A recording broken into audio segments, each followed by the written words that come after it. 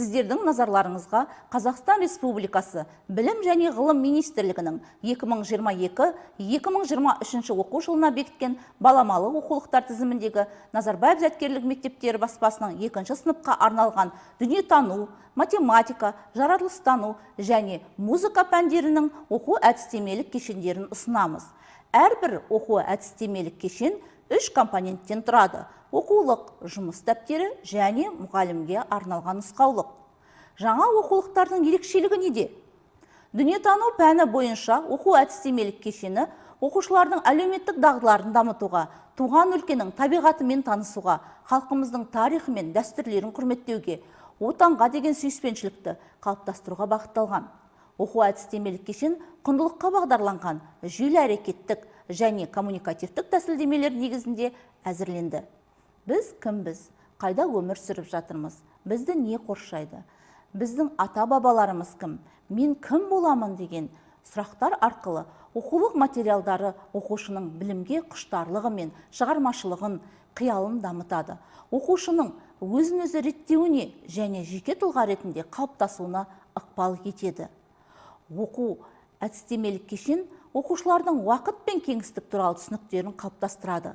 Бұл пән негізгі мектептегі гуманитарлық бағыттағы пәндерді оқытуға негіз болады. Оқулықта берілген тапсырмалар оқушылардың зерттеу дағдыларын қалыптастыруға бағытталған.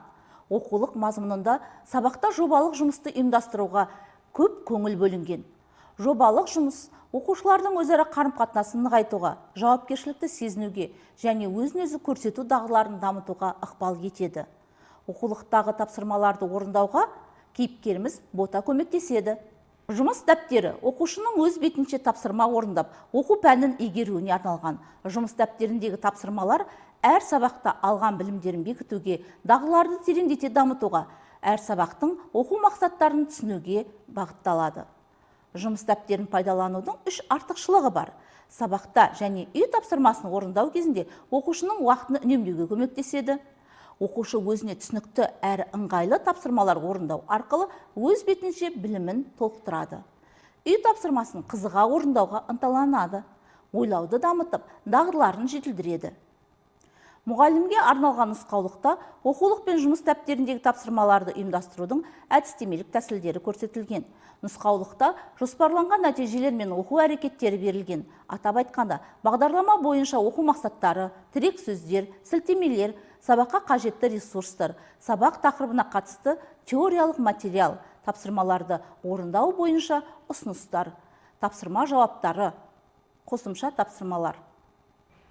Толықтырылған шынайылық, жаратылыстану, дүниетану және музыка оқулықтарында цифрлық білім беру ресурстарын кіріктіріп, толықтырылған шынайылық технологиясын қолдану арқылы оқушының ақпаратты қабылдауын жеңілдетеді.